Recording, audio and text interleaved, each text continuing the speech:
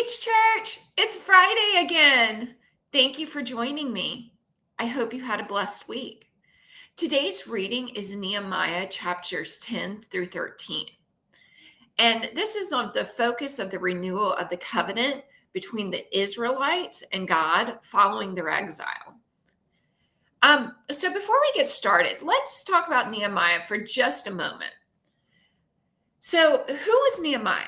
Nehemiah was a Jewish cupbearer for the king of Persia. His position gave him access to the king, which later he uses this to request permission to return to Jerusalem and help rebuild the city.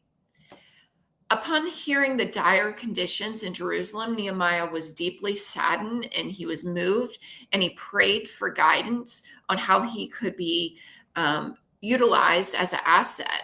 He received the king's approval to go back and was provided with a letter of safe passage and resources.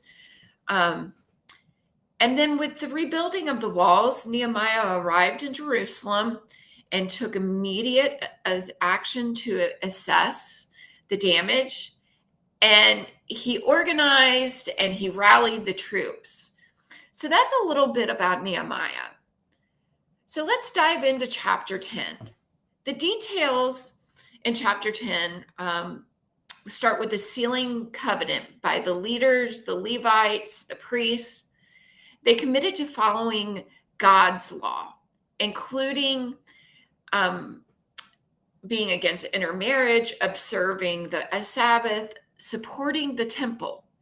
They also agreed to provide the temple service with upkeep and improvising the importance of worship and dedication to God, which we do that with our churches today. In chapter 11, this is when it gets fun. It describes the repopulation of Jerusalem.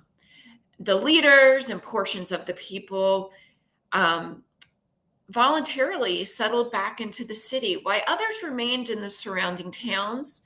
The chapter lists the names of leaders and priests and Levites who settled in Jerusalem, highlighting the importance of community and worship in the city. Remember that word, community. So as we go into chapter 12, this focuses on the dedication of the wall of Jerusalem. It recounts the lineage of priests and Levites and the joyous celebration that includes music and sacrifices and the participation of the people. This chapter emphasizes the restoration of worship and communal identity of the Israelites. So last week we talked about the word restoration, and we're actually seeing it come to life here in chapter 12. In chapter 13, this addresses the issues that arise after the wall dedication. Nehemiah returns to Jerusalem and discovers that some of the people have violated the covenant by intermarrying and neglecting the Sabbath. He takes a devised plan of action to restore order, including expelling certain individuals and reaffirming the importance in following God's commands. This chapter concluded with Nehemiah's commitment to maintaining the sanctity of the community and the practices. So what do we take from all of this? These chapters illustrate the theme of covenant renewal, community commitment, and the challenge is maintaining the faithfulness to God in the face of external influences. The Christian community is to honor God as they did in Nehemiah 10 through 13. So let's go and talk about community and the importance of a Christian community, because we have communities everywhere, right? We have school communities, we have sports communities, but let's talk about our Christian community and the importance. So I've listed a couple things I would like us to go over. Number one, shared commitment. Just as the Israelites came together to seal their covenant with God, a Christian community thrives on mutual commitment to faith, values, and worship. The shares dedication fosters spiritual growth and strengthening bonds among members. So, number two, support and accountability. This is very important. Community provides a support system where individuals can encourage one another in each other's faith journeys because everyone is at a different um, development in their faith, correct? Like we're not on the same journey. Accountability helps. We know that, right? Like when we diet, we have to have accountability, and work, we have to have accountability. Accountability helps members stay true to their commitment, as seen when leaders took responsibility in upholding God's law. Number three, I think this is my favorite: collective worship.